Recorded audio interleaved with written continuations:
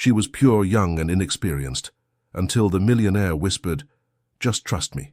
What happened next? Tell me, where are you watching from? If you want to discover this captivating story, subscribe to the channel and leave a like. You won't regret it. The ivory envelope rested on the table like a strange object fallen from the sky, its golden seal seeming to pulse under the soft light filtering through the window. Eliza gazed at it, her fingers trembling, her heart beating so hard she could feel her pulse in her temples. At 21, she had never received such an elegant invitation, much less from someone like him. Sometimes, the most significant changes in our lives come disguised as small decisions, her grandmother Winifred often said, as she quilted by the window in that house in Marblehead that smelled of lavender and suspended time. In the small apartment she shared with 2 college roommates in the East Village, the aroma of leftover pot roast and dusty books mingled with the anxiety that envelope provoked. The private messenger had delivered it just 20 minutes ago, pronouncing her full name with a formality that only increased her confusion. "Eliza Harrington Morrison," the suited man had said, extending the envelope with a subtle reverence. "From Mr. Gideon Blackwood." Gideon Blackwood, a name that resonated in financial papers and in her economics professor's conversations. A 43-year-old man who had transformed small family businesses into empires, respected throughout America for his strategic vision and impeccable reputation in the financial market. The invitation was as improbable as a snowflake in Miami. 3 months ago, in a burst of courage that now seemed absurd, she had sent a business proposal to Blackwood's foundation. An ambitious idea about preserving American artisanal traditions through modern technology. She had sent it without real hope, more as an exercise for herself than as a serious proposal. And yet there it was, an invitation to dine at his penthouse overlooking Manhattan. Eliza approached the chipped mirror hanging in the hallway. She observed her reflection critically, dark brown hair tied in a messy ponytail, large amber-colored eyes, cheeks flushed with emotion. She wore a worn university t-shirt and jeans that had seen better days. What did Gideon Blackwood see in her project? What did he see in her? Her grandmother had taught her to distrust unexpected miracles. "Rich men don't help poor girls without wanting something in return," Winifred's voice echoed in her memory. But another part of her, the part that had taken her from Marblehead to New York against all odds, the part that kept her studying until dawn when the August heat turned her room into an oven, whispered that perhaps, just perhaps, her project was truly worth what she believed. She opened the envelope carefully as if it contained sand that might slip through her fingers. The elegant handwriting confirmed dinner for that very evening. She had only 5 hours to prepare, to decide, to face what could be the beginning of something extraordinary, or the confirmation of all her fears. Outside, New York pulsed beneath the November sun, indifferent to the whirlwind of emotions shaking Eliza.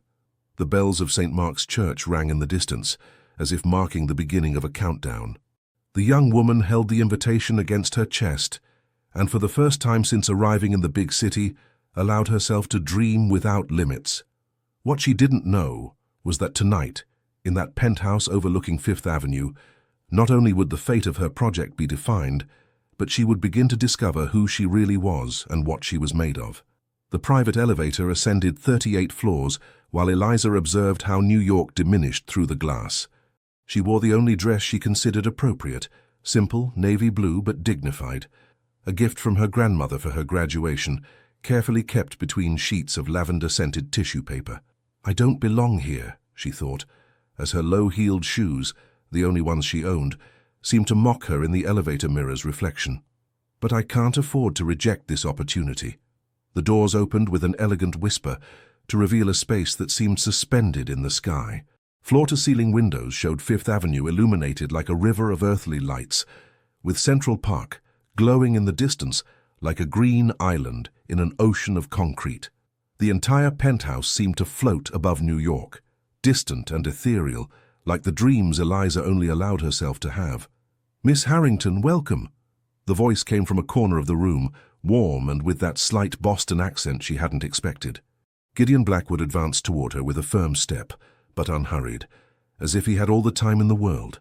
He was taller than he appeared in newspaper photographs, hair with silver threads at the temples, perfectly combed, an impeccable suit without a single wrinkle.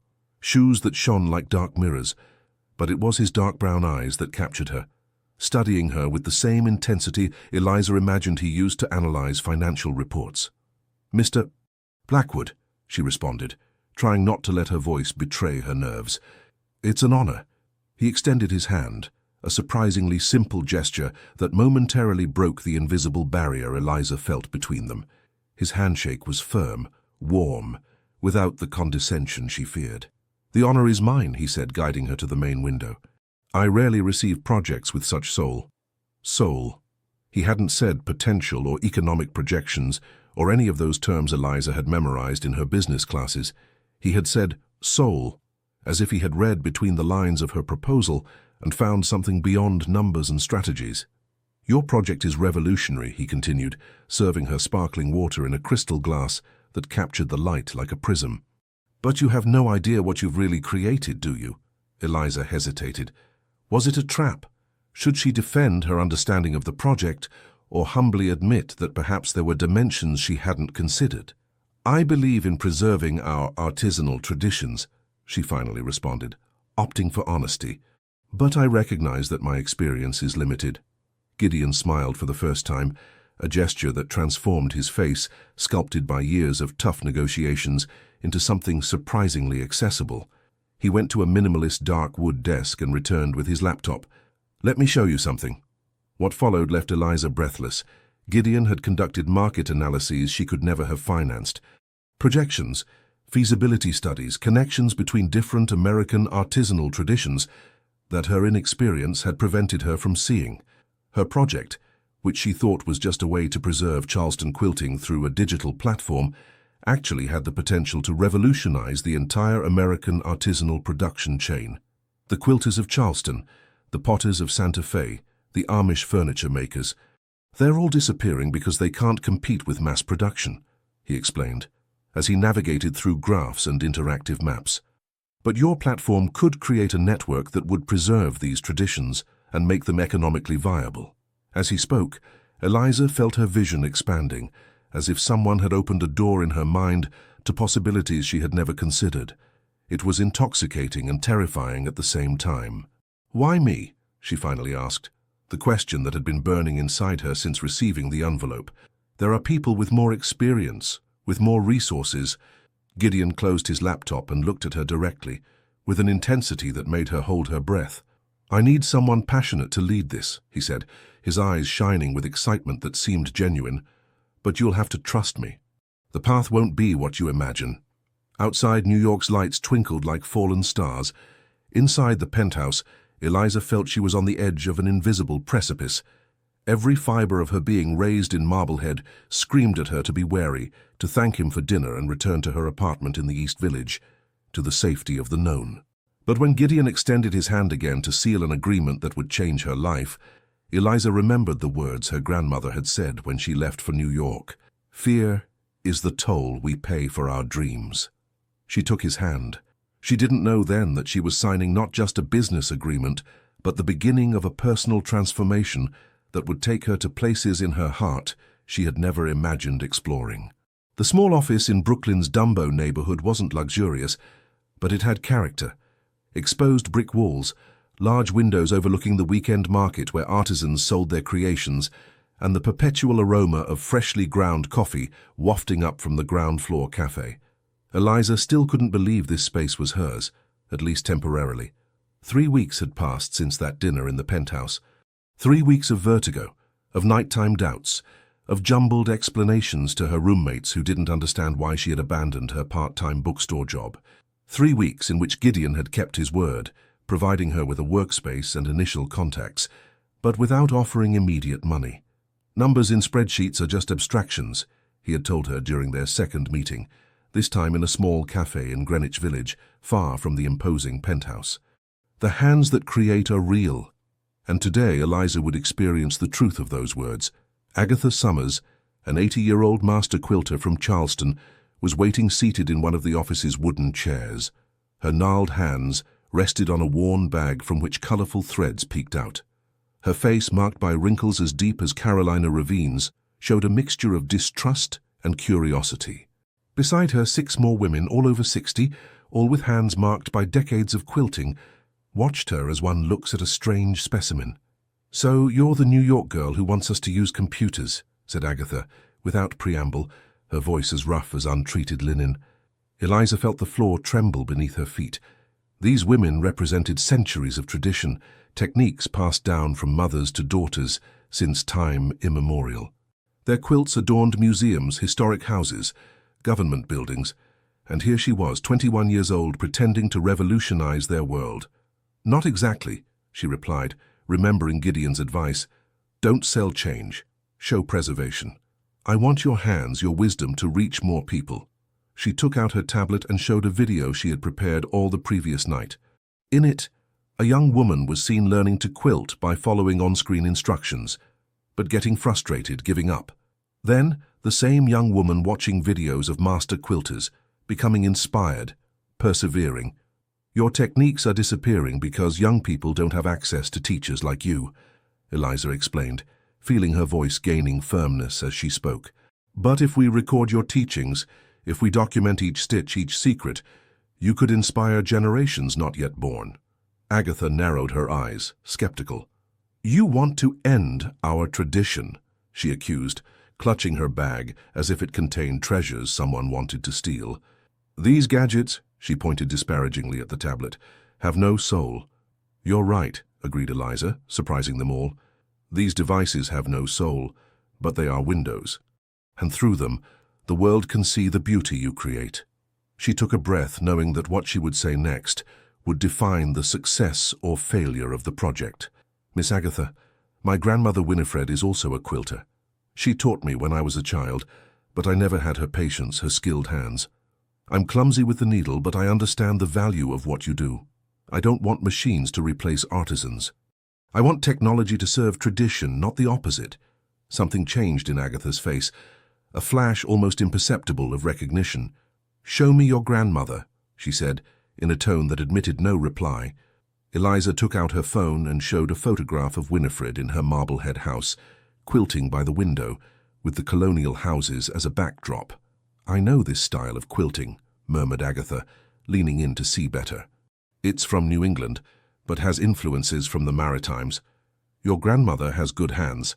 The other women approached, now curious. One of them, Henrietta, with thick glasses and a perfectly arranged grey bun, pointed to the photograph. "My mother knew this style. She said the women of Marblehead made quilts with patterns that told stories of the sea." Eliza nodded, surprised. Her grandmother had always insisted on incorporating nautical themes into her quilts. "Look, child," Agatha finally said, straightening with difficulty, "I don't know anything about computers or internets, but I know that when I close my eyes forever, I'll take with me patterns that no one else knows. And that's not right." A deep silence fell, like that which precedes great decisions. "We'll do a test," announced the old woman. "1 month. You'll come to Charleston, live like us, learn. And afterward, if you still believe in your project, we'll talk about those videos." It wasn't what Eliza had planned. There was no budget for a month in Charleston, away from New York, the project, the potential investors Gideon was contacting. But looking at those time-marked faces, she understood there was no other way. "I accept," she said, extending her hand to Agatha. The old woman ignored the formal gesture, and instead took Eliza's face between her rough hands, studying her as one who evaluates the quality of a fabric. "You have the eyes of someone who sees beauty in the old," she said finally. "That's rare in young people today." When the artisans left, Eliza called Gideon, preparing to announce the change of plans. To her surprise, he laughed softly on the other end of the line. "Excellent," he said. "I expected no less from Agatha. It's the perfect test. While you're in Charleston, my legal team will prepare all the documents for when you return." "But a month—" "Eliza," he interrupted, with that paternal tone he sometimes used, "never lose the ground beneath your feet. Numbers in spreadsheets are just abstractions. The hands that create are real." He was repeating his own words, reminding her of the essence of the project. Eliza looked through the window at the market, where life bubbled in colors and sounds. "All right," she finally said. "I'll go to Charleston." She didn't know then that this South Carolina city with its narrow streets and its workshops that smelled of lavender and sweet grass, would be the setting for her first great lesson, that sometimes, to advance, one must return to one's origins. Charleston in July was an oven of stone and tradition. The steep streets reverberated under a relentless sun that melted even the shadows. Tourists appeared only at sunset, when the heat gave a respite, to buy quilts and souvenirs in the Market Street shops that offered diluted versions of local art. The real treasures were hidden in cool, dark back rooms, where elderly hands continued to create wonders with needle and thread. Eliza had been living in Agatha's house for 3 weeks, an old 2-story construction with an interior courtyard, where pots of red geraniums competed with quilting frames for every inch of space. She slept in a small room with a window overlooking a garden of tomatoes and basil. The bed, covered with hand-quilted sheets, featuring an intricate design of birds and wildflowers, reminded her every night of the value of what she was trying to preserve. The first weeks had been a physical and emotional challenge. She rose at dawn when the city still slept, to help Agatha with household chores. Then came hours of silent observation, sitting with the quilters in the communal workshop, where 8 women worked together on projects that sometimes took months to complete. Eliza had arrived with her tablet and laptop, tools that now lay forgotten in her room. Agatha had been clear. First the hands, then the machines. And so her urban fingers, accustomed to keyboards and touchscreens, bled with needle pricks, stained with natural dyes, learned the difference between a simple running stitch and the intricate Carolina star pattern that gave name to a type of quilt. Each night she fell exhausted onto that bed with its quilted sheets, her fingers throbbing, her mind full of terms she had never heard: appliqué, batting, binding, English paper piecing. One afternoon, as she attempted for the 10th time a floral motif that refused to yield to her efforts, Eliza felt tears of frustration gathering in her eyes. Agatha, who always seemed to have a sixth sense for these moments, sat beside her in the courtyard where the shade of a century-old magnolia offered refuge from the heat. "Do you know why I asked you to come?" asked the old woman, her hands never still, always working on some quilt. "To test me," replied Eliza, trying to disguise her frustration, "to see if I truly value what I want to preserve." Agatha shook her head, her white bun perfectly arranged despite the suffocating heat. "So you understand what can't be digitized." She took the quilting hoop from Eliza's hands and examined it with a critical eye. "This quilt is full of mistakes," she said bluntly, "but it has something no machine can replicate." "What?" asked Eliza, disconcerted. "The mark of your emotions here." She pointed to a place where the stitches were uneven. "You were frustrated. Here," she indicated another section. "You were thinking of something else, perhaps that New York businessman who sends you messages every day." Eliza blushed. It was true that Gideon wrote to her daily, not to control her progress, but to share small advances in the project. Established contacts, possible collaborations, new ideas, brief but encouraging messages that kept the vision of the project alive. "And here," continued Agatha, pointing to a small section where the quilting was surprisingly harmonious, "you found the rhythm. Your heart and your hands worked together." The old woman returned the hoop to Eliza and looked at her intensely. "Your project has merit, child. But if you only think of platforms and markets, you'll lose the essence. These quilts tell stories. When a woman quilts for months on a wedding gift, she places in it her hopes, her fears, her desires. When a mother quilts for a child who's far away, she sews into each stitch her love and her absence."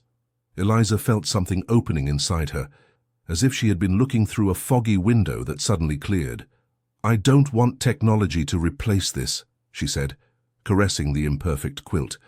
"I want it to amplify it, to share it with those who could never come to Charleston, to connect the artisans with people who will value their work." Agatha nodded slowly. "Now you're beginning to understand, but something's still missing." She rose with difficulty, her knees protesting after decades of sitting before a quilting frame. She disappeared into the house and returned with a carved wooden box, so old that the carvings had been smoothed by constant use. "Look," she said, opening the box to reveal dozens of small quilted squares, each different from the others. "I made each of these for a special occasion: weddings, christenings, funerals. Each one tells a story." Eliza picked one up delicately. It was exquisite, with a design of open pomegranates and intertwined vines. "I made this when my Harold returned from the war," said Agatha, her voice suddenly softer. "I thought I had lost him." Each stitch was a prayer of thanksgiving. She passed the next squares, each with its story: the birth of her only son, the death of her mother, her niece's wedding. Personal and collective history interwoven in thread and fabric. "This is what your technology must capture," she concluded. "Not just the technique, but the soul." That night, for the first time since her arrival, Eliza turned on her laptop, but not to work on spreadsheets or marketing plans. She began to write the stories she had heard, to photograph the quilts made with her imperfect hands alongside Agatha's masterpieces, to document not just the how, but the why of each stitch. When Gideon's daily message arrived on her phone, she responded with something she hadn't shared before. "I've been thinking all wrong. It's not just about preserving techniques, but about telling stories. Each quilt is a narrative. Each piece has an emotional purpose. We need to rethink the platform. We don't want just catalogues of artisanal products. We want a living archive of emotions and traditions." Gideon's response came almost immediately. "Now you understand the true opportunity. We're not selling crafts, we're preserving humanity." Outside, Charleston slept under a starry sky, oblivious to the small earthquake shaking Eliza's vision. In the distance, the dark silhouette of the Arthur Ravenel Jr. Bridge cut against the horizon like a reminder. The most valuable things have deep roots. August was ending when Eliza returned to New York, transformed not just in her vision of the project, but in something more fundamental. Her hands, now calloused in unusual places from needle and thread, bore the marks of a month of total immersion in the world she wanted to preserve. Her skin, tanned by the relentless Carolina sun, contrasted with the pale memory of the young woman who had departed from the big city. But the most significant change wasn't visible. It was an inner certainty, a deep understanding of what was at stake. Agatha had bid her farewell with a gift, a small quilted square with Charleston's historic skyline, but with a personalized detail. Eliza's initials intertwined in one corner, next to a small open pomegranate, symbol of abundance and possibility. "So you never forget the essential," the old woman had said, embracing her with surprising strength for her age. "Make your technology serve people, not the other way around." Gideon was waiting for her at the usual cafe in Greenwich Village, a discreet place where the aroma of freshly ground coffee and the constant murmur of conversations created an environment where Eliza felt less intimidated. Unlike his usual impeccable suits, he wore light pants and a blue shirt with sleeves rolled up to his elbows, as if he too had slightly yielded to the city's summer heat. "Welcome back," he said, rising to greet her. "The Charleston sun suits you." Eliza placed a thick folder and her laptop on the marble table. Instead of responding to the formality, she went straight to the point. "We need to rethink the entire project." Gideon's smile expanded, genuine and warm. "I knew you'd say that. Tell me your vision." During the following hour, Eliza explained everything she had learned in Charleston. Not just the techniques, the terms, the processes, but the stories behind each quilt, the connection between the artisan and her creation, the emotional value that transcended commercial value. She showed him photographs, videos, impromptu interviews she had recorded with her phone. She told him about the nights in Agatha's courtyard, listening to stories that went back generations, techniques passed down from mothers to daughters for centuries. "This can't be just a business," she concluded, her voice intense with conviction. "It has to be a bridge between worlds, between past and future, between tradition and technology." Gideon listened without interrupting, his dark eyes following each of Eliza's passionate gestures. When she finally finished, exhausted but energized by her own vision, he remained silent for a moment, as if weighing something important. "There's something I need to show you," he finally said. The cafe had been just the meeting point. Without further explanations, he guided her to his car, a modest Volvo that contrasted with the tycoon image Eliza had constructed. They drove in silence through New York and toward the outskirts, until they reached an apple orchard in the hills surrounding the city. The sunset was painting the landscape in gold and purple, turning the twisted apple trees into dramatic silhouettes against the flaming sky.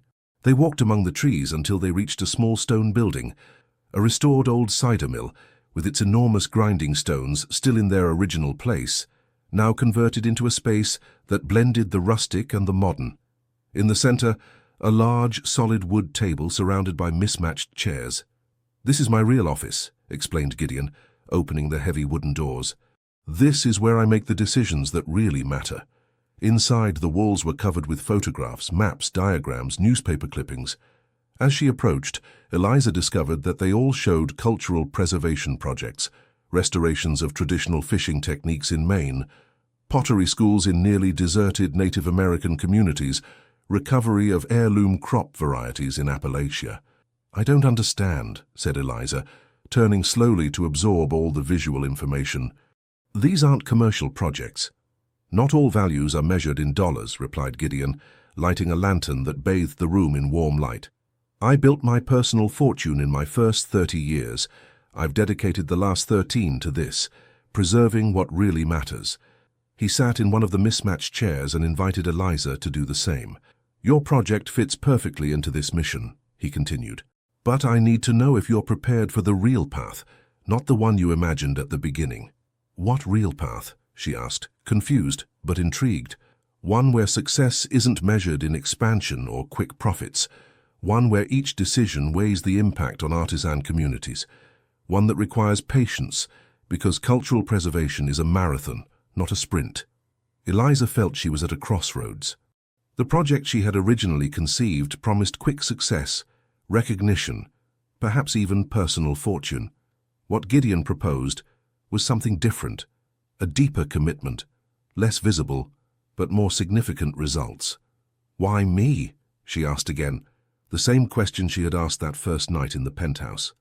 "Why entrust something so important to someone without experience?"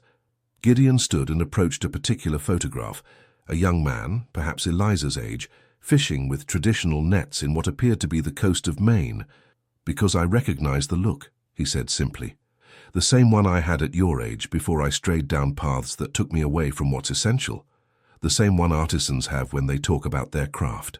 He turned to look at her directly. "Money without structure is like building on quicksand. First you need to decide, do you want to build a business or a legacy?" The sun was setting, tinting the orchard in bluish shadows. Through the window, New York glowed in the distance like a sea of artificial lights, tempting and distant. Eliza thought of Agatha, of her gnarled hands creating beauty day after day without seeking fame or recognition. She thought of her grandmother Winifred, who had sacrificed so much so she could study. She thought of the young people of her generation, disconnected from their roots, seeking meaning on screens that showed others' lives. "I want to build a bridge," she finally said, "between what we were and what we can be." Gideon nodded as if he had just confirmed something he already knew. "Then let's begin for real. And the first real lesson is this: true revolutions never follow the path we imagine at the beginning." In that moment, as twilight gave way to night over the orchard, Eliza made a decision that would alter the course of her life. A decision that would lead her down unpredictable paths, full of challenges that would test not just her vision, but her very essence. Autumn arrived in New York with treacherous winds that tore the last leaves from the trees in Central Park and dragged papers and hopes alike. For Eliza, the 3 months since her return from Charleston had been an emotional roller coaster. The small team that Gideon had helped to form, 2 programmers, a designer, and an anthropologist specialized in material culture, worked tirelessly in the spacious Dumbo loft that now served as the project's central office. The vision had transformed and expanded. It was no longer simply a commercial platform for traditional crafts, but a living digital archive that documented techniques, personal stories, regional variations, and contemporary innovations. Each piece sold came accompanied by its story. Each artisan had a profile that showed their trajectory, their influences, their hopes. However, October brought the first great storm. A competitor from Seattle, backed by a West Coast tech giant, launched a similar platform. With 20 times more capital, superior technology, aggressive marketing across the country, and impossible promises to artisans, it threatened to crush Eliza's project before it really took off. "They're offering ridiculous commissions," explained Eliza, pacing nervously around the improvised meeting room, where maps of the United States marked with colored pins indicated the artisan communities with which they had established relationships.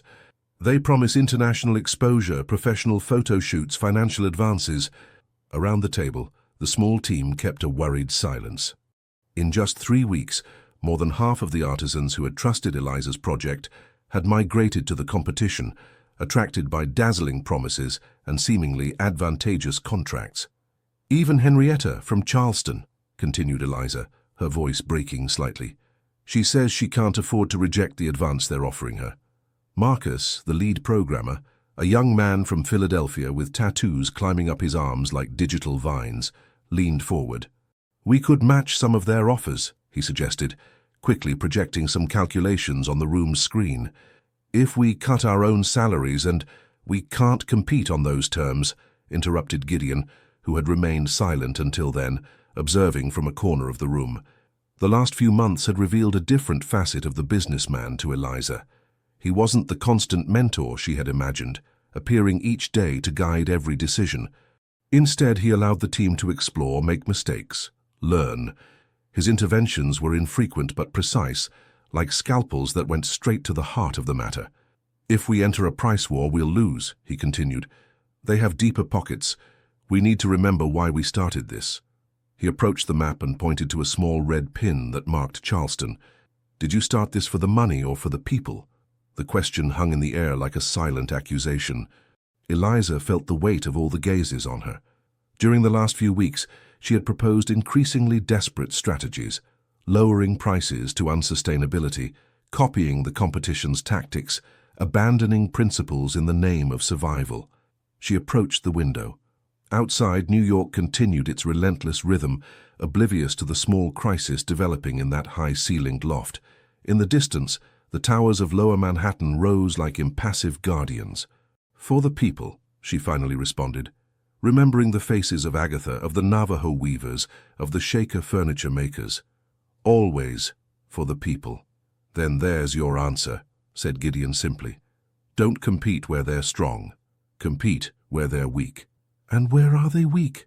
Asked Eleanor, the anthropologist, a 40-year-old woman with prematurely grey hair and eyes that had seen too many traditions die. In authenticity, replied Eliza before Gideon could, an idea forming as she spoke. Their contracts are transactional. Ours are relational.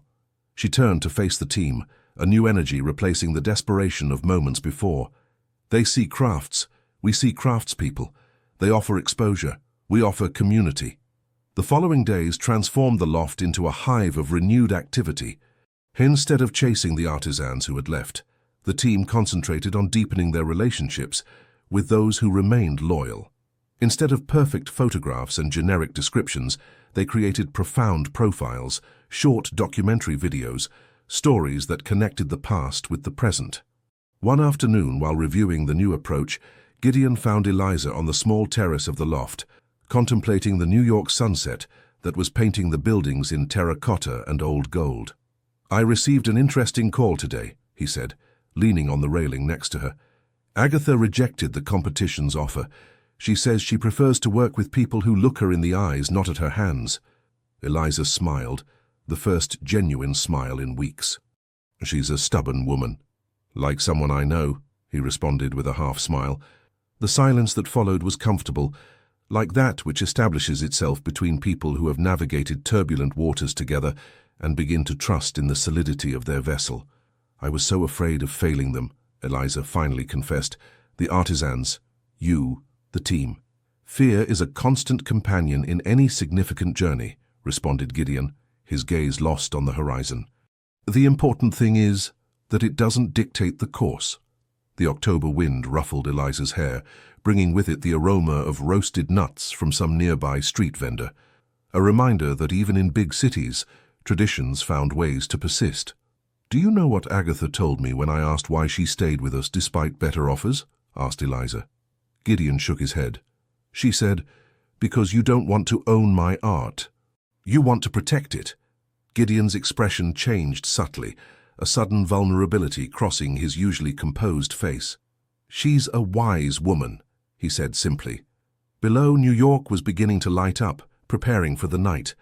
In the loft, the team continued working, renewed by a clearer purpose, and on the terrace Eliza felt that something fundamental had changed within her. She no longer sought success as personal validation, but as a vehicle for something greater than herself.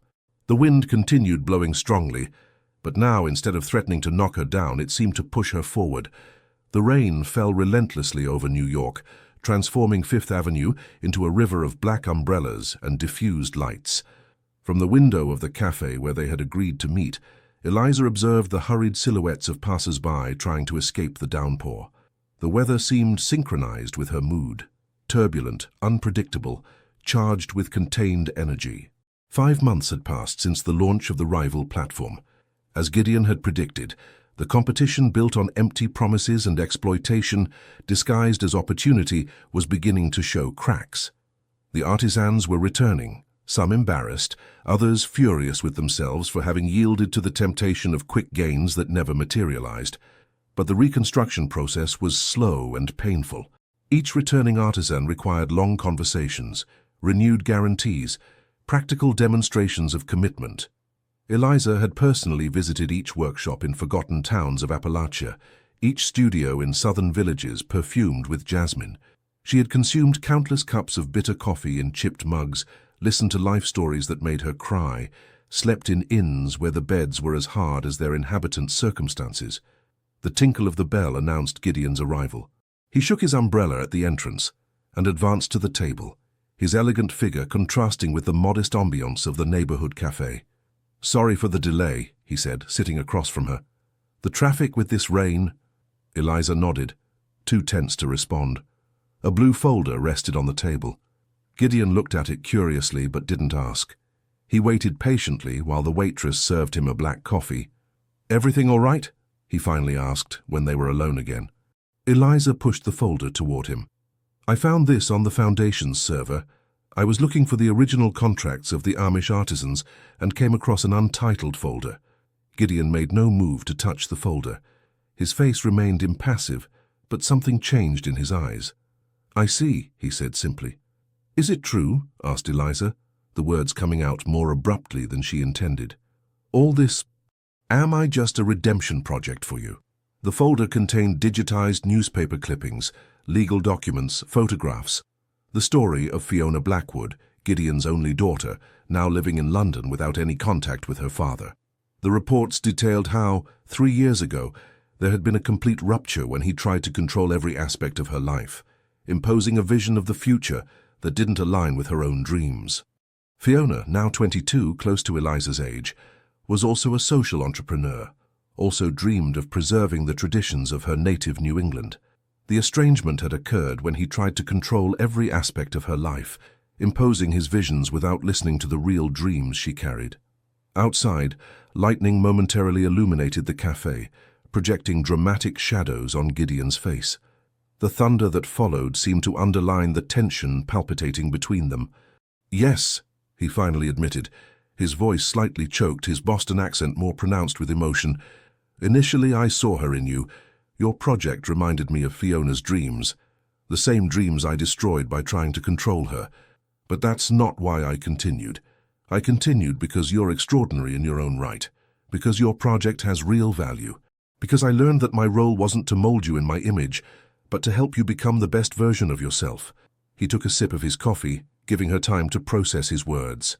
"At some point, during these months, you stopped being an echo of someone else and became completely who you were always meant to be." Eliza felt as if something was breaking inside her. For months, she had built an image of Gideon as a disinterested mentor, almost paternal. Now that image was crumbling like a house of cards. "Why didn't you tell me?" she finally asked. "Would you have accepted my help if you had known?" he replied. The answer was obvious.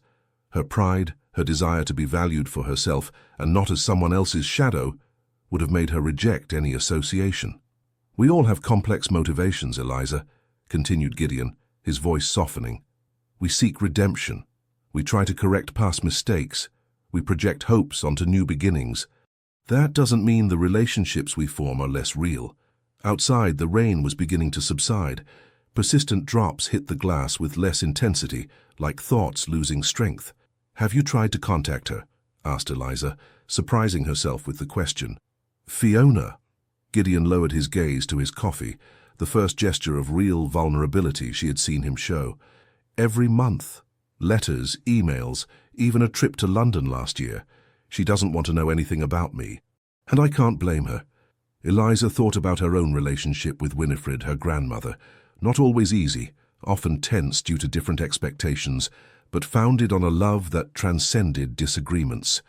She couldn't imagine a rupture so complete, so painful. 3 years is enough time to heal wounds, she said softly, and perhaps she needs to know that you've changed, that you've learned. Gideon raised his gaze, surprised by the direction the conversation had taken. You're not angry? I'm processing, she responded honestly. But the initial motivations don't invalidate what we've built together. What matters are the actions, the results, the respect we've developed. A silence settled between them, but different from the previous one. Not charged with tension, but with possibilities like the air after a storm. The project is working, Gideon, continued Eliza, returning to safer ground. The artisans are returning. The community is growing. The sales are modest but consistent.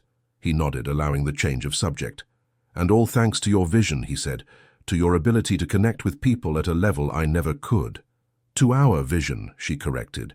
And to your investment, your contacts, your experience. The rain had completely ceased. A tentative ray of sun filtered between the clouds, creating golden reflections in the street puddles. Where does this leave us? Asked Gideon. Eliza thought about the months that had passed, the path traveled since that first meeting in the penthouse. She thought about the artisans who trusted her, the team she had formed, the vision that had transformed but never lost its essence. In an honest place, she responded. I'm no longer the insecure girl who trembled holding your invitation, and you're not just the unreachable businessman I imagined. We're real people, with complex histories trying to do something meaningful. Gideon smiled, a genuine smile that transformed his usually serious face. That seems like an excellent place to continue. Outside, New York was shaking off the last drops of rain. A faint rainbow was drawing itself over the old rooftops, barely visible but promising. Like the truth, sometimes painful, but always in the end, liberating. New York Presbyterian Hospital gleamed under the relentless November sun, its white walls returning the light with blinding intensity. In room 307, Eliza remained seated next to the bed where Gideon rested, connected to monitors that emitted rhythmic and reassuring beeps. The curtains were partially closed, creating an environment of protective penumbra against the exterior heat. 12 months had passed since that first meeting in the penthouse, 12 months of constant transformation, of overcome challenges, of small victories that built a path to something meaningful. The project, now officially baptized as Threads of Memory, directly employed 50 artisans in New England, the South and the Southwest, and sustained another 100 indirectly. The digital platform counted 5,000 active users who not only bought crafts but participated in virtual workshops, learned ancestral techniques, connected with creators. And then, amid that constant but controlled growth, the unexpected, Gideon had suffered a heart problem during a visit to artisans in Santa Fe. Nothing fatal, but serious enough to demand prolonged rest. You should be at the office, not here wasting time, he said, his voice weaker than usual but preserving that slightly ironic tone he used when he wanted to disguise deeper emotions. We have the meeting with the New York distributors this week. Eliza smiled, unnecessarily adjusting the hospital sheet. The distributors can wait, and the team is perfectly capable of continuing without us for a few days. Without us. The phrase felt strange on her lips. During the last year, she and Gideon had developed a complementary work dynamic. He contributed business experience, contacts in the financial world, long-term strategic vision. She provided genuine connection with the artisans, the sensitivity to translate tradition into contemporary language, the tireless energy to travel to forgotten towns across America.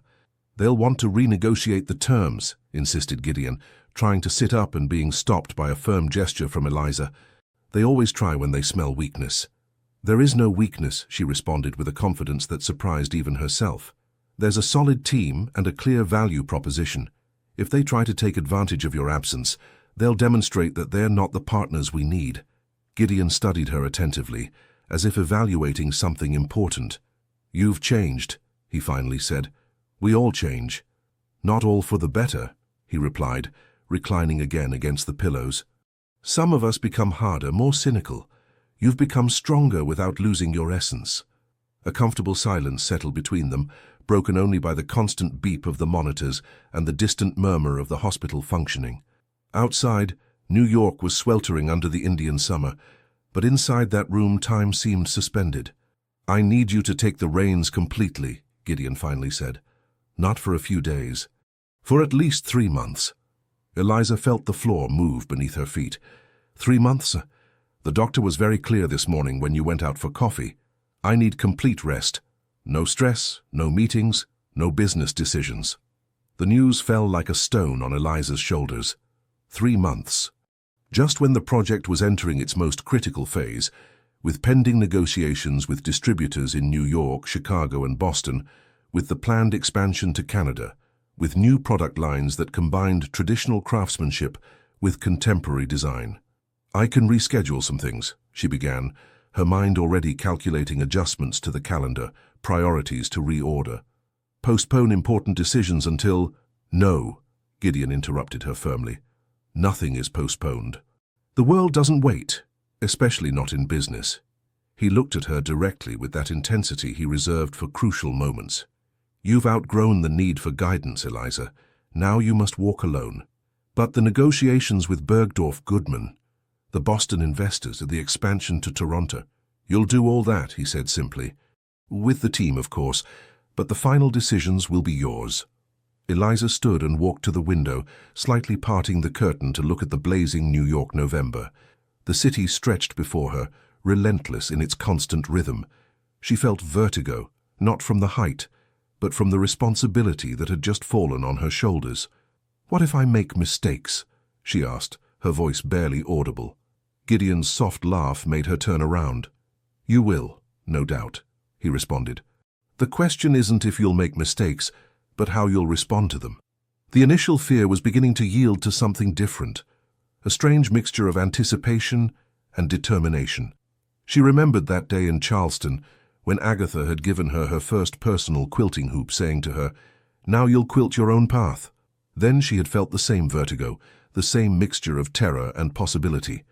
"I'll be at my country house in Vermont," continued Gideon. "You can always call if there's a real emergency, but you'll be surprised how few true emergencies there are." Another silence ensued, this one charged with unspoken words, unconfessed fears, unverbalized, but felt trust. "Agreed," Eliza finally said, returning to sit next to the bed. 3 months, but with one condition. Gideon raised an eyebrow, intrigued. "That you use this time to write to Fiona," she said, remembering the distant daughter in London. "And not to ask forgiveness or to try to explain, just to tell her what you've learned, who you are now." A shadow crossed Gideon's face, so brief that anyone else would have overlooked it. But Eliza had learned to read those micro-expressions, to interpret the silences as much as the words. "It's a fair deal," he finally said. "I face my fears while you face yours." When Eliza left the hospital that afternoon, New York received her with a gust of hot air that smelled of reheated asphalt and possibilities. The weight of total responsibility was like an overloaded backpack, uncomfortable but necessary for the journey ahead. In her bag, her phone vibrated with messages from the team waiting for instructions, from artisans inquiring about orders, from potential distributors requesting meetings. The world didn't wait, as Gideon had said, and she, for the first time, felt she was ready to answer its call. The meeting room at the Plaza Hotel shone with an opulence that made Eliza feel like an intruder, despite the carefully chosen suit and the heels that elevated her 5 centimeters above her usual height.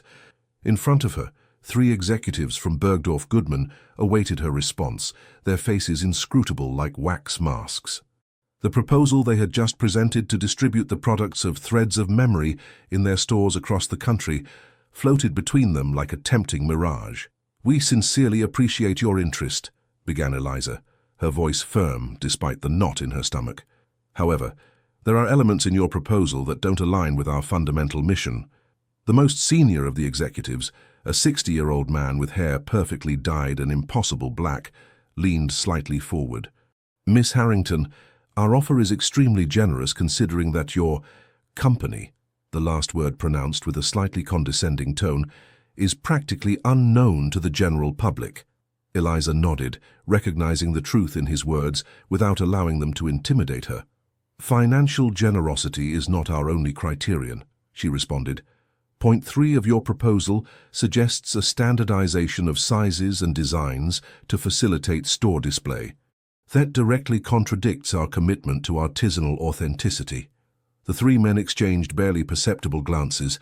They didn't expect resistance, much less well-articulated arguments. "The mass market requires a certain predictability," intervened another of the executives, a younger man with designer glasses and a Manhattan accent. "Consumers expect consistency." "Our clients don't seek industrial consistency," replied Eliza. "They seek the unique mark of the artisan. Each piece tells a story, and that story includes its particularities." The negotiation continued for another hour. Eliza yielded on points she considered negotiable: delivery deadlines, labeling formats, shared marketing strategies. But she remained firm on the fundamentals: the integrity of the artisanal work, fair prices for the creators, the explicit recognition of each artisan by name on the labels. When a tentative agreement was finally reached, subject to the drafting of formal contracts, Eliza went out to the street feeling simultaneously exhausted and electrified. The New York December received her with a golden light that bathed Central Park, transforming the snow-covered landscape into liquid gold for a magical instant. Her phone vibrated with a message from Eleanor, the team's anthropologist. "How did it go? We're all waiting for news." Eliza smiled. She wanted to share the success, the adrenaline of having defended her principles against one of the giants of American retail. But something stopped her. A strange loneliness she hadn't anticipated, the awareness that, in the end, the ultimate responsibility had fallen exclusively on her shoulders.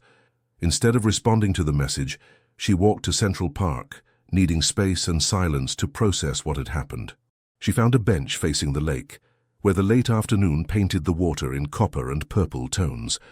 Around her, New Yorkers and tourists enjoyed the winter mildness, oblivious to the emotional storm agitating her interior. 2 months had passed since Gideon's hospitalization. 2 months of constant decisions, of sleepless nights reviewing contracts, of lightning trips to remote towns to keep alive the connection with the artisans. 2 months in which she had discovered an inner strength she didn't know she possessed, but also a loneliness she hadn't foreseen. Her phone vibrated again, this time with a message from Marcus, the programmer. "The platform surpassed 10,000 registered users today." Boom. Another victory she should celebrate, another achievement that should fill her with satisfaction, and yet the question persisted. For whom was she really building all this? When the sun finally set behind the century-old trees of the park, Eliza found herself dialing a number she had promised not to use except in real emergencies. "It's not an emergency," she said, as soon as Gideon answered from his retreat in Vermont. "I just needed—" She stopped, not knowing exactly what she needed. Advice? Validation? Simply a familiar voice that understood the pressure she felt. "So I know," he responded simply, his voice transmitting understanding without need for further explanation. "The loneliness of leadership. No one warns you about it." Eliza released the breath she didn't know she was holding. "We closed with Bergdorf Goodman, on our terms mostly, and the platform surpassed 10,000 users. Congratulations," he said, with genuine pride in his voice. "I expected no less." A silence followed, but not an uncomfortable one. It was the silence of two people who didn't need to fill spaces with unnecessary words. "Sometimes I wonder for whom I'm doing all this," Eliza finally confessed. "In the beginning it was so clear, for the artisans, to preserve disappearing traditions. But now, there are moments when it seems I'm building something whose purpose I no longer completely understand." "It's normal," responded Gideon after a pause. "When we create something meaningful, there comes a point when the creation takes on a life of its own. It's no longer just yours or mine. It belongs to the world." Eliza observed the first stars appearing in the New York sky, diffused by light pollution, but persistent in their brightness. "How do you handle it?" she asked. "This sensation of being simultaneously connected with everyone and completely alone." Gideon's soft laugh surprised her. "Anyone who tells you they've resolved that paradox is lying, Eliza. You learn to live with it, to find balance, to value both the responsibility and the freedom it entails. From somewhere in the park came music, perhaps a street violinist or some improvised event. The notes floated in the air like fragmented thoughts. "I wrote to Fiona," Gideon added unexpectedly, "as you suggested. Without expectations, just to tell her who I've become, what I've learned." Eliza felt a wave of affection for this man, who, despite his success and position, remained vulnerable, continued trying to repair what was broken. Did she respond? Not yet. Perhaps she never will. But for the first time, that's okay. I did what I needed to do without expecting immediate results. The lesson didn't go unnoticed by Eliza. Sometimes the value is in the action itself, not in its visible consequences. "In 2 weeks I return to New York," continued Gideon. "The doctors are satisfied with my recovery." Eliza felt a contradictory mixture of relief and disappointment. Part of her yearned to share again the weight of decisions, to count on his experience and vision. Another part had discovered the intoxicating taste of total autonomy. "Things have changed," she said, expressing aloud a thought that had accompanied her for weeks. "I've changed." "I was counting on that," he responded, and Eliza could imagine his smile on the other end of the line. "You've outgrown the need for guidance. Now we're collaborators." The word settled inside her with a sensation of justice, of closing one cycle and opening another. Collaborators. Not mentor and apprentice, not boss and employee. Two visionaries working side by side. When she finally returned to the loft in Dumbo, where the team awaited her to celebrate the good news, Eliza did so with firm step and lighter heart. The loneliness of leadership would still be there, but now she recognized it not as a burden, but as the necessary space where her own decisions flourished. Outside, New York glowed with 1,000 lights like fallen stars, reminding her that even in the darkest night, one is never truly alone. The small pottery workshop in Santa Fe smelled of damp earth and centuries of tradition. The wheels spun hypnotically, while experienced hands transformed amorphous masses of clay into delicate pieces that seemed to breathe with their own life. Eliza observed the process from a corner, conscious of the privilege of witnessing an art that dated back to the native peoples who had brought these techniques to New Mexico more than 1,000 years ago. Prudence Whitehawk, a 65-year-old potter with strong, knotty hands but the most delicate touch, had allowed her to document her process for the educational section of the platform. With her always impeccable grey bun and her apron worn by decades of use, the woman represented the perfect fusion between resistance and fragility that Eliza had learned to value in these artisans. "Each piece has a critical moment," explained Prudence, while her hands danced over the spinning clay. "An instant when it's most vulnerable. If you press too much, it collapses. If you don't press enough, it never reaches its ideal form." Eliza nodded, recording with her phone while Eleanor, the anthropologist, took notes. The metaphor didn't go unnoticed by either of them. The Threads of Memory project was going through precisely that critical moment. After 2.5 years of constant work, it directly employed 200 artisans in various regions of America and sustained another 500 indirectly. The digital platform counted 50,000 active users in the United States, Canada, and was beginning to expand to other countries. It preserved century-old techniques while creating dignified jobs in rural zones threatened by depopulation, but growth brought with it new challenges. Boston investors had recently proposed a significant capital injection that would allow faster expansion, but with questionable ethical compromises related to partial production in Asia. Bergdorf Goodman was pressuring for greater volume, which implied sacrificing part of the individuality of the pieces. And within the team itself, tensions were arising about the future direction. Remain as a boutique project centered on quality, or aspire to become a global reference for cultural preservation. "See this crack?" asked Prudence, pointing to an almost imperceptible imperfection on the edge of the vase she had just finished. "Many would consider it a defect. I see it as a testimony to the process. It shows that this piece was created by human hands, not machines." She turned off the wheel and carefully lifted the vase, a delicate object with thin walls decorated with a geometric pattern that seemed to tell ancient stories. "In Japan," intervened Eleanor, adjusting her thick-framed glasses, "they have a philosophy called wabi-sabi, that precisely celebrates the beauty of imperfection, of the transitory. Prudence smiled, revealing small but perfectly cared-for teeth.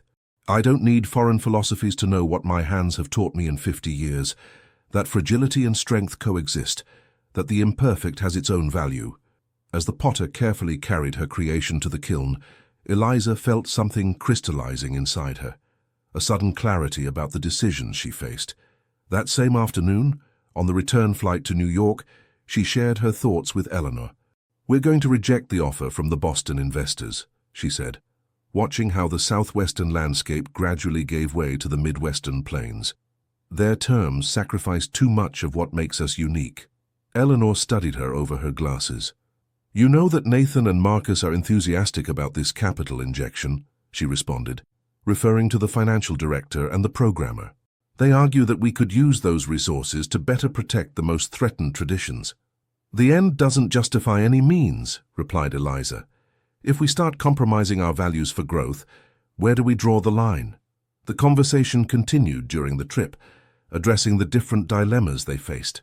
By the time they reached JFK, they had outlined an alternative plan: slower but sustainable growth, partially financed by a line of contemporary products designed in direct collaboration with the artisans, combining ancestral techniques with modern aesthetics. The Dumbo loft was unusually quiet when Eliza arrived.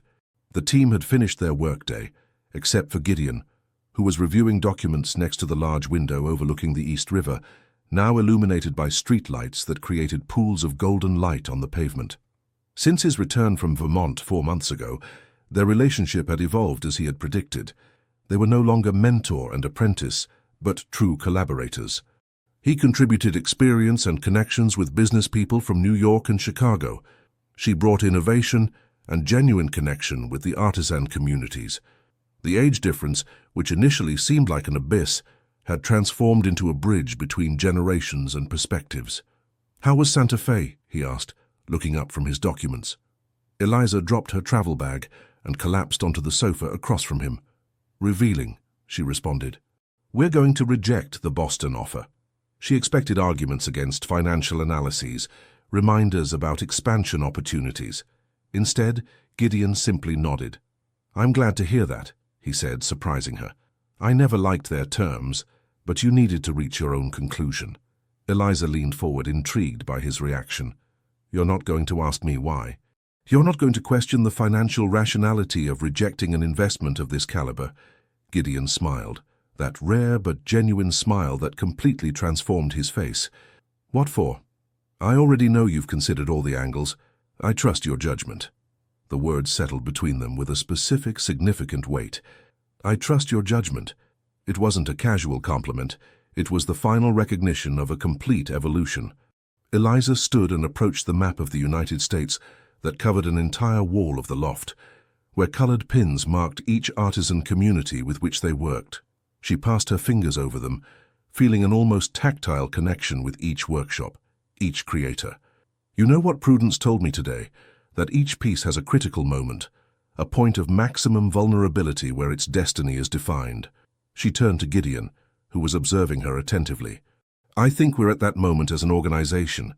We could expand rapidly, become something bigger but less authentic, or we could accept our limitations, our cracks, and grow in a way that honors what we truly are."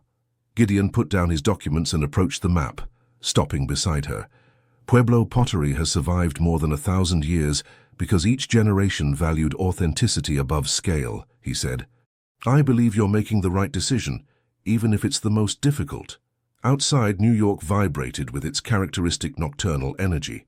Inside, in that loft with high ceilings and maps on the walls, two people contemplated a future they were building not from unbridled ambition, but from respect for the fragile, the authentic, the imperfectly human. "There will be consequences," warned Eliza. "Nathan will probably resign."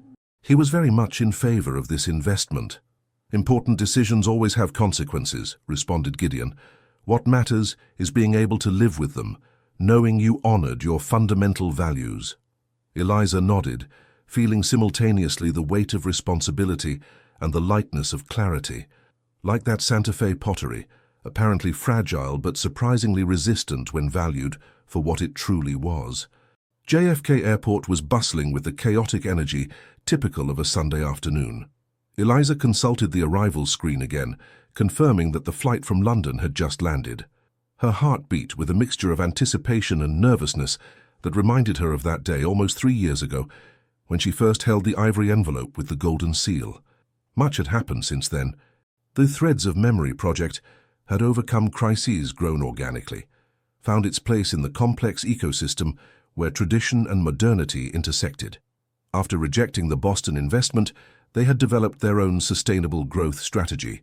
Some people had left the team, unable to align themselves with this less expansive but more authentic vision. Others had arrived, attracted precisely by those values.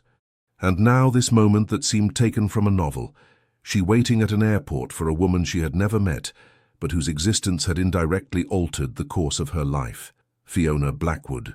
The message had arrived a week ago, brief but forceful. "I'll be in New York on Sunday. I'd like to meet you, if that's possible for you, of course." Eliza perfectly remembered Gideon's face when she showed him the message. The initial incredulity, the contained hope, the barely disguised fear. 3 years of monthly letters without response. And now this unexpected contact, but not with him directly, rather with her. The international arrivals door opened to allow a new group of passengers through. Eliza scrutinized the faces, looking for those familiar features she knew only through photographs. The same dark eyes as Gideon, the determined chin, the natural elegance in movement. And then she saw her. Fiona walked with the confidence of someone who knows their own worth, pulling a small black suitcase. At 25, she combined her father's intensity with something completely her own, a luminous vitality that contrasted with Gideon's characteristic sobriety. She dressed simply but elegantly, dark jeans, white shirt, a structured camel-colored blazer. Her black hair, long to mid-back, was tied in a low ponytail. Eliza raised her hand timidly. Fiona recognized her immediately. They had exchanged photos by email to identify each other, and headed toward her with determined step. "Eliza Harrington," she said by way of greeting, her English accent perfectly intact despite the years in London. "We finally meet." They embraced briefly, with that combination of warmth and reserve that characterizes first encounters between people who know too much and too little about each other simultaneously. "How was your flight?" asked Eliza, instinctively taking the suitcase to help her. "Endless," replied Fiona with a tired smile. "But it gave me time to think, and I think I needed that." As they headed toward the exit, Eliza felt the strangeness of the situation. This woman, barely 4 years older than her, shared her passion for cultural preservation, had also built meaningful projects, had also had to fight to be recognized for her own merits. And yet, their lives had taken such different paths. "Does he know I'm here?" asked Fiona as they waited for a taxi. The direct question, without preamble, immediately reminded Eliza of Gideon. The same incisive clarity, the same rejection of wasting time with unnecessary preliminaries. "Yes," she responded with equal frankness, "but he'll respect your space. He won't do anything you don't explicitly ask for." Fiona nodded, an almost imperceptible gesture that contained years of complex emotions. "Thank you for this," she said, looking directly at Eliza. "For receiving me, for serving as a bridge. I know it's an awkward position." "You don't owe me thanks," replied Eliza, as they finally boarded a taxi. "In a way, I owe you more than you imagine." The trip to the small boutique hotel in Greenwich Village, where Fiona would stay, proceeded with a conversation that flowed surprisingly naturally. They talked about London, about the cultural preservation projects that Fiona directed in the UK for rural communities, about New York, and how it had changed in the years she had been away. They carefully avoided the central theme, the elephant in the room they both knew they would eventually have to address. After leaving the luggage at the hotel, Fiona expressed her desire to walk, to reconnect with New York on foot, as she had always done. They walked tree-lined streets passed by the illuminated Washington Square Arch at nightfall, stopped briefly in Union Square where groups of tourists photographed the park. It was in front of the New York Public Library, that century-old establishment that had housed American literary treasures for generations, where Fiona finally addressed the topic. "My father's letters," she said, as they observed the building from the opposite sidewalk. I read them all. Eliza waited, aware that this was a moment to listen, not to speak. At first, I kept them unopened, continued Fiona. Then I began to read them and seal them again, pretending I'd never seen them. Finally, I stopped pretending, at least with myself.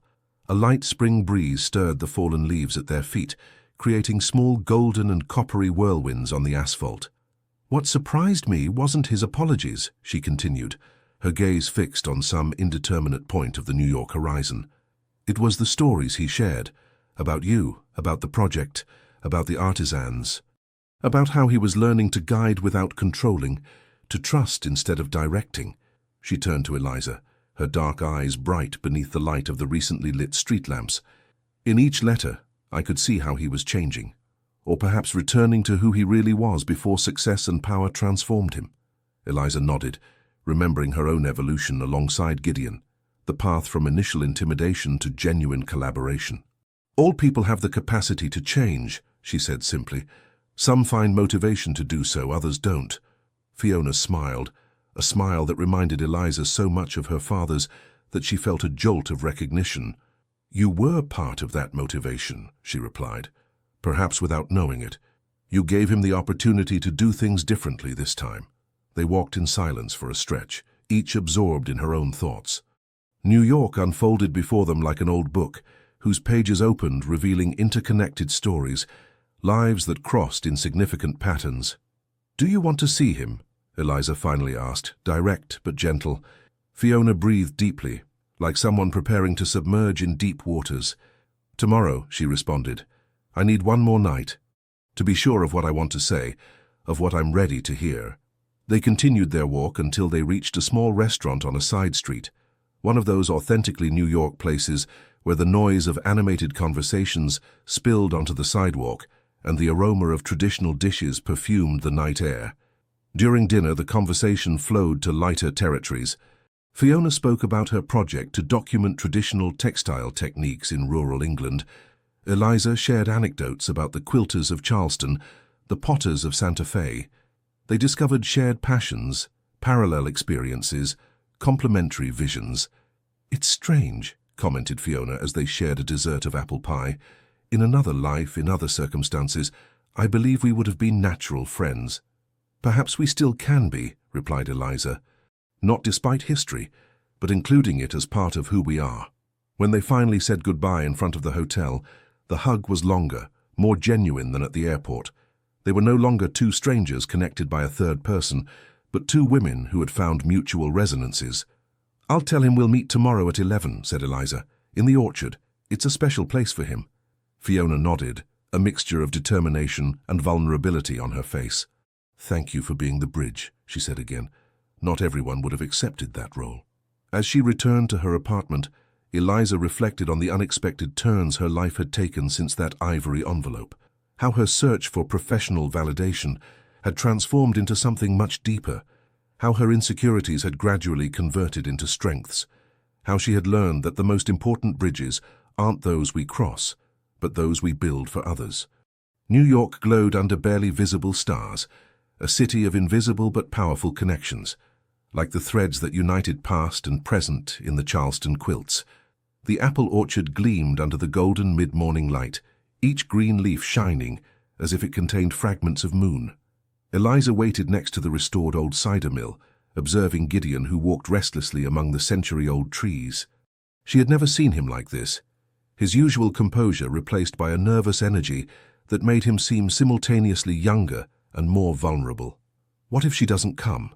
He asked for the third time in the last hour, consulting his watch. She'll come, replied Eliza, with a certainty she didn't know exactly where came from. She needs this as much as you do. As if invoked by her words, Fiona's figure appeared on the entrance path.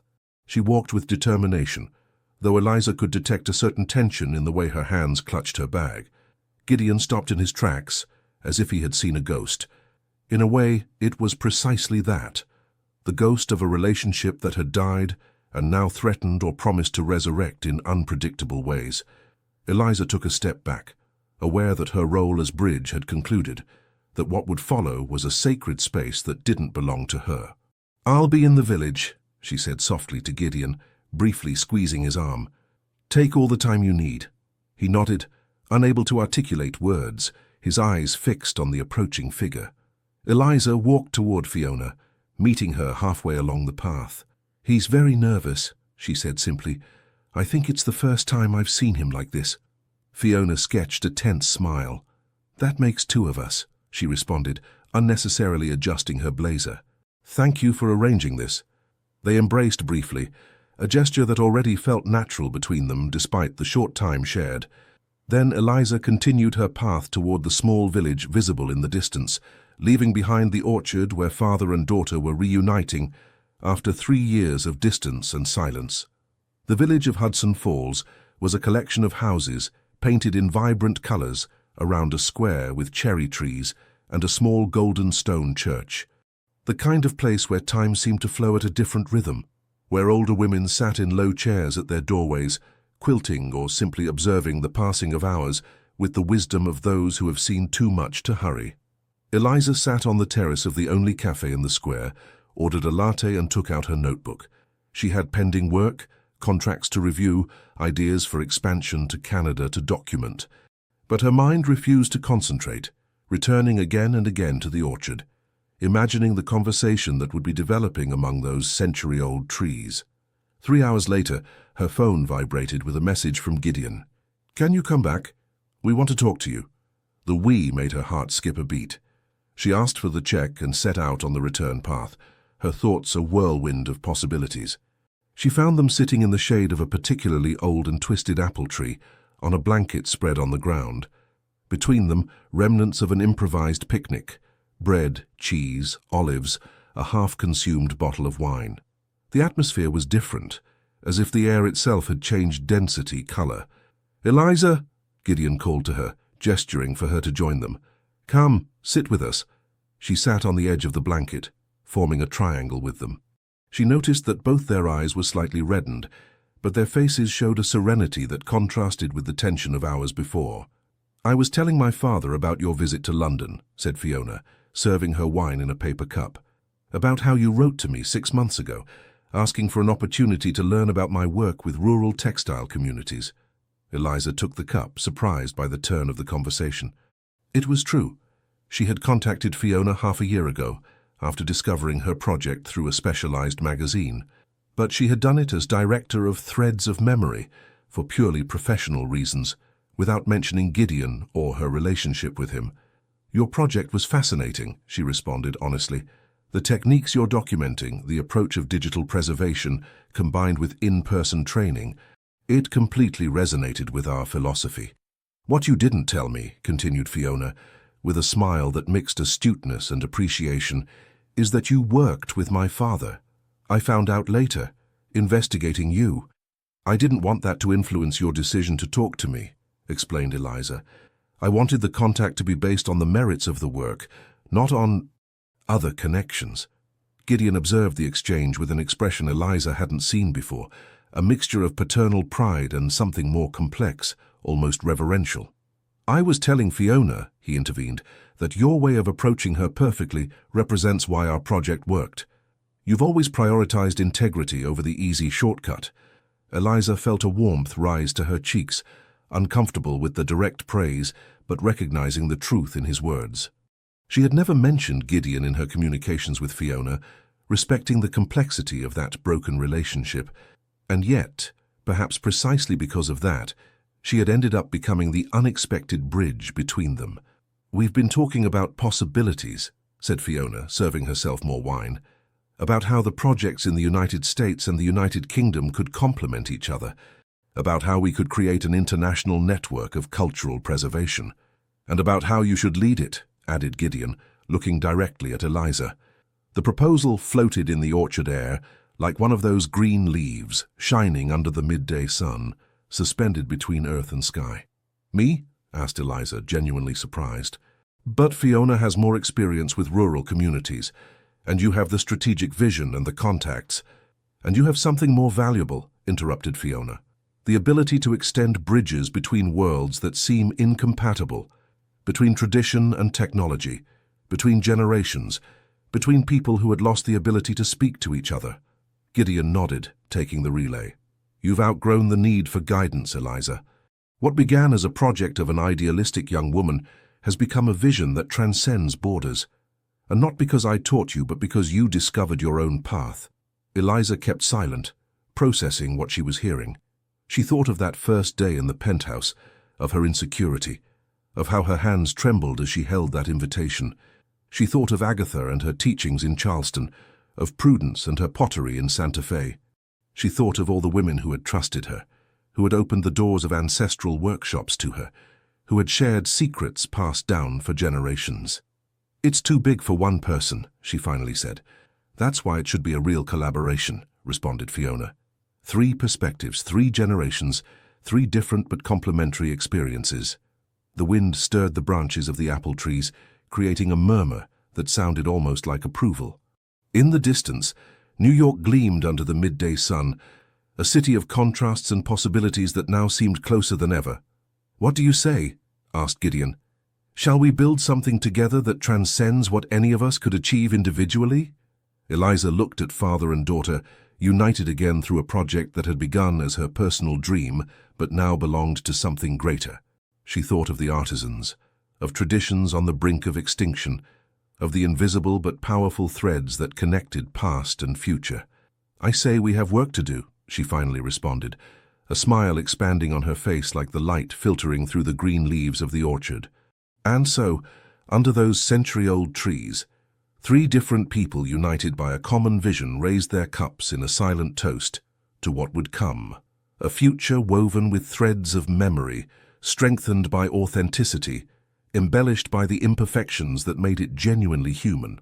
The Metropolitan Museum's American wing gleamed under the spring light filtering through its glass roof, creating a play of light and shadow over the artisanal pieces strategically arranged throughout the space. The exhibition Threads of Memory, Hands That Create, Stories That Endure was inaugurating today, culminating 3 years of work, challenges, falls, and ascensions. Eliza toured the space one last time before the official opening, ensuring that every detail was perfect. Charleston quilts hung like colorful banners next to black and white photographs of the hands that created them. Santa Fe pottery gleamed on illuminated pedestals, accompanied by videos showing the century-old process of its elaboration. Shaker furniture, Native American baskets, New England glasswork. Each region, each technique, each personal story had its space. And at the center, as the symbolic heart of the exhibition, an interactive installation allowed visitors to explore the digital platform that had grown to connect artisan communities from the United States, Canada, and now the United Kingdom and other countries. "It's magnificent," said a familiar voice behind her. Eliza turned to find Winifred, her grandmother, who observed the space with eyes bright with pride. At 78, erect and elegant in a dark blue dress she had quilted especially for the occasion, she was a living bridge between generations. "You look beautiful, Grandma," replied Eliza, embracing her. "I'm so glad you could come." Winifred had spent her entire life in Marblehead, refusing to travel even when Eliza moved to New York to study. That she was here today in the big city was a testimony to the impact the project had had, even on people most deeply rooted in their traditions. "I wouldn't have missed this for anything," said the old woman, gripping her granddaughter's arm as they advanced through the exhibition. "I always knew you'd do something extraordinary, though I never imagined it would be preserving the old." Eliza smiled, remembering how, years ago, she had considered traditions as something restrictive, like chains that limited her potential. What irony that she had found her path precisely by honoring those roots, weaving bridges between the ancestral and the contemporary. "I didn't betray my roots, Grandma," she said, repeating the words that Winifred had said to her on her first visit to the project. "I amplified them." The old woman nodded, squeezing her hand with surprising strength for someone her age. "And in the process you found yourself." They continued touring the exhibition until reaching a section dedicated specifically to the quilts of Marblehead and surroundings.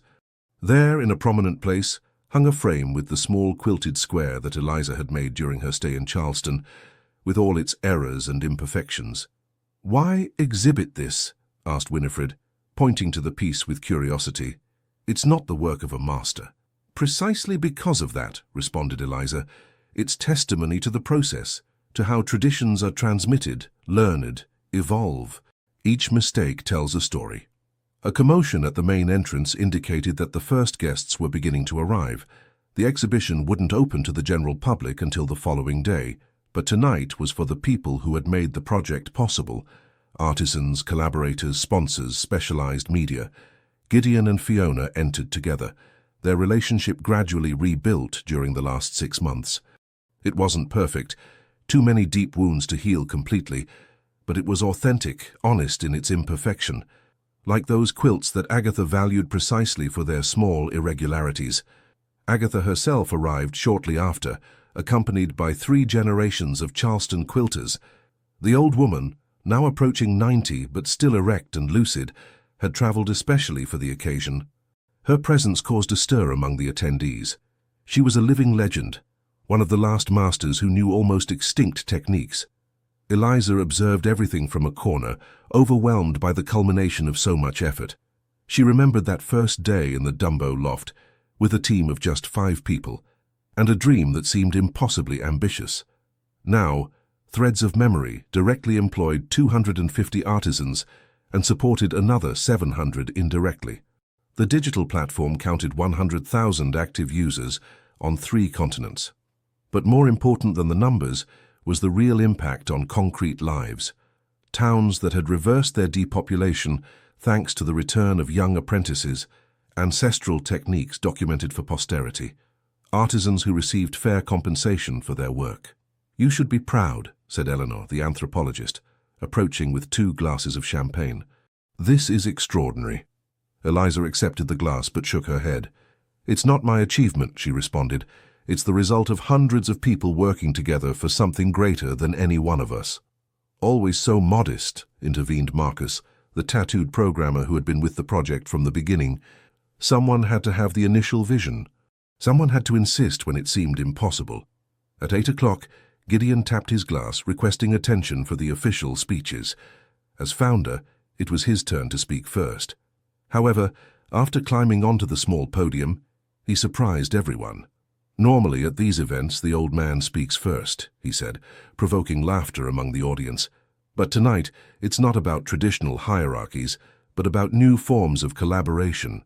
So I'll yield my place to who really made all this possible, Eliza Harrington Morrison." Spontaneous applause filled the American wing, while Eliza, surprised and blushing, made her way to the podium. Under the golden light of the New York sunset filtering through the glass, she observed the gathered faces.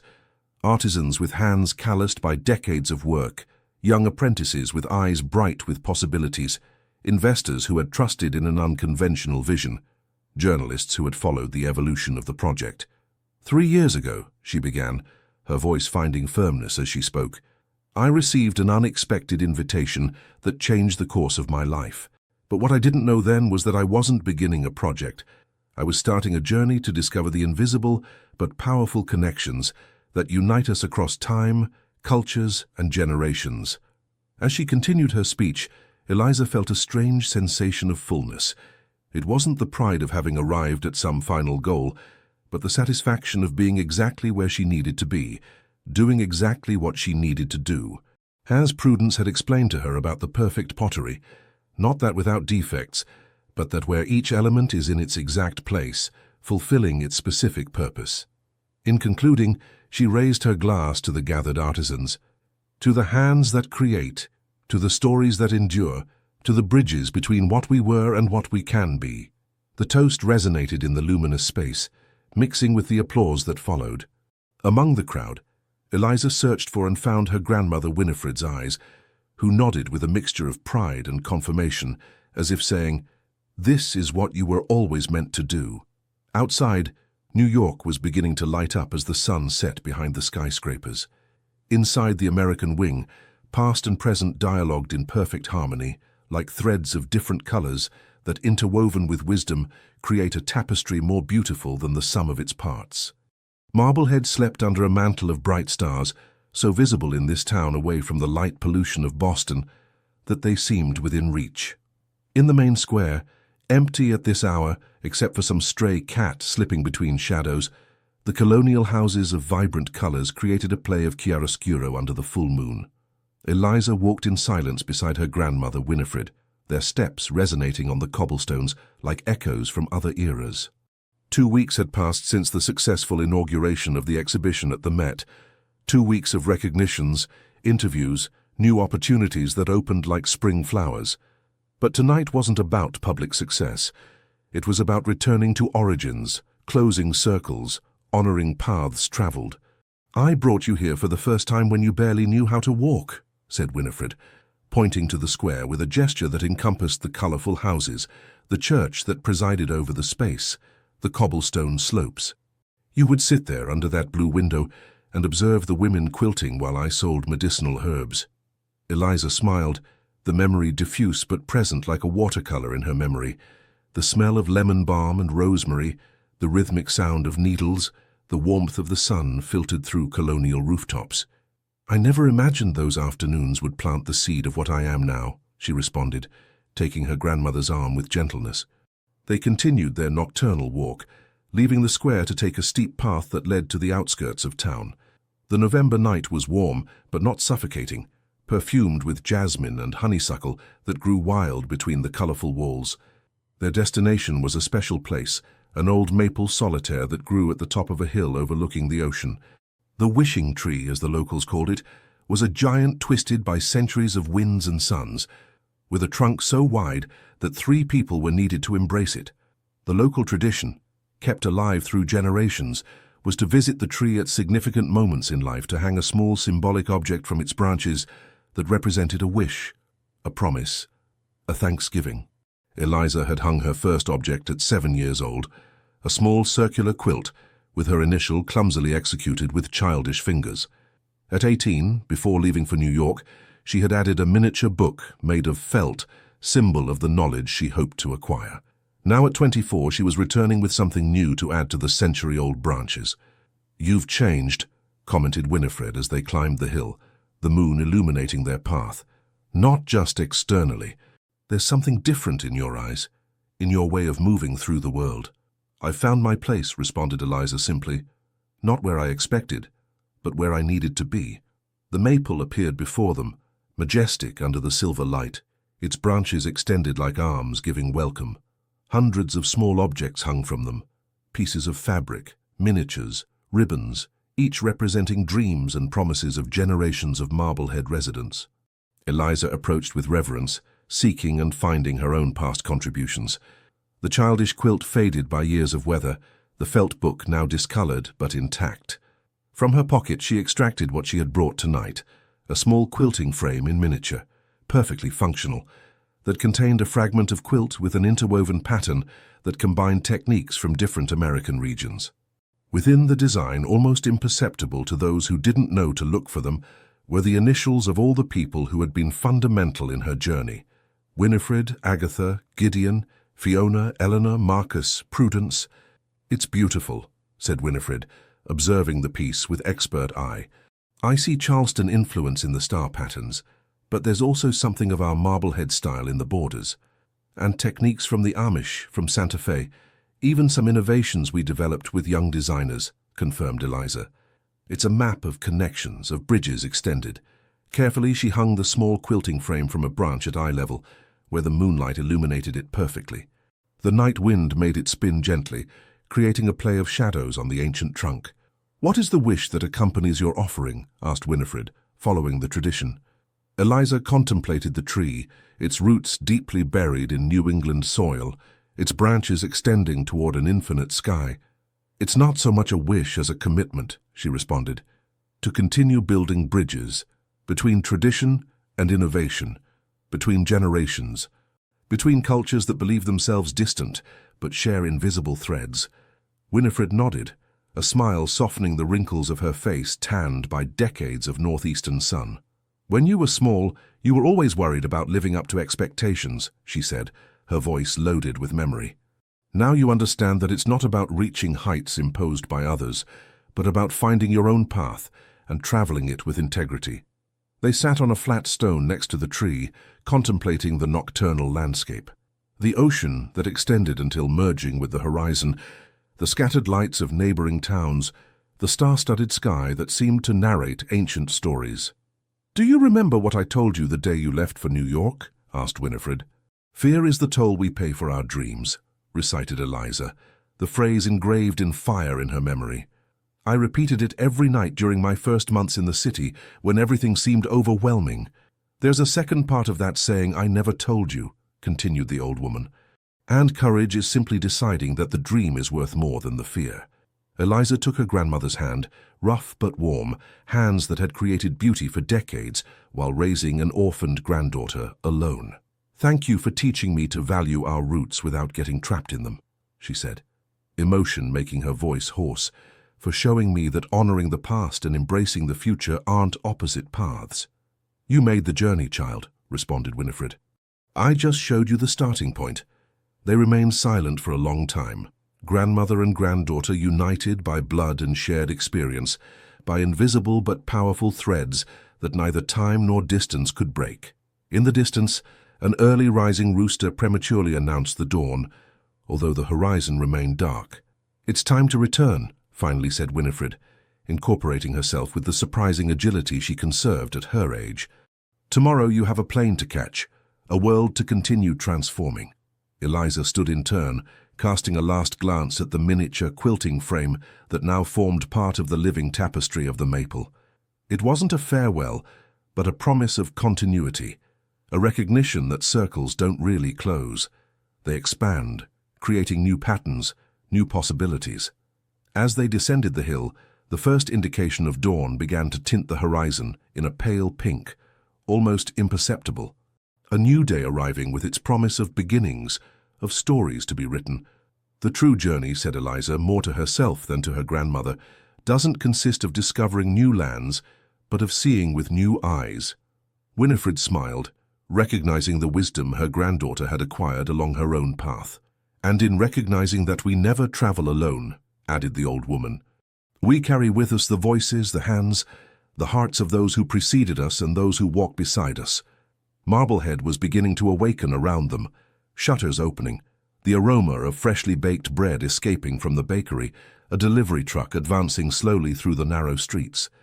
Daily life in its simplicity and its profound beauty. Eliza breathed deeply, filling her lungs with natal air, preparing to return to New York, to threads of memory, to the challenges and joys that awaited her. But she would carry with her this night, this moment, the ancestral wisdom of a town that had taught her that roots are not chains that bind, but sources that nourish growth. Upon reaching her grandmother's house, a traditional construction with red hibiscus at the windows and an interior courtyard where aromatic herbs grew in profusion, Eliza paused a moment to contemplate the dawn that was already tinting the sky in golden and rosy tones. "Each dawn is a new opportunity to weave our own story," said Winifred, as if reading her thoughts. "With imperfect stitches, with sometimes tangled threads, but always with the possibility of creating beauty." Eliza nodded, her heart full of gratitude for the path traveled and anticipation for what still stretched before her. A path she no longer feared, but embraced with the confidence of one who has discovered her own strength, her own worth, her own capacity to extend bridges between seemingly distant worlds.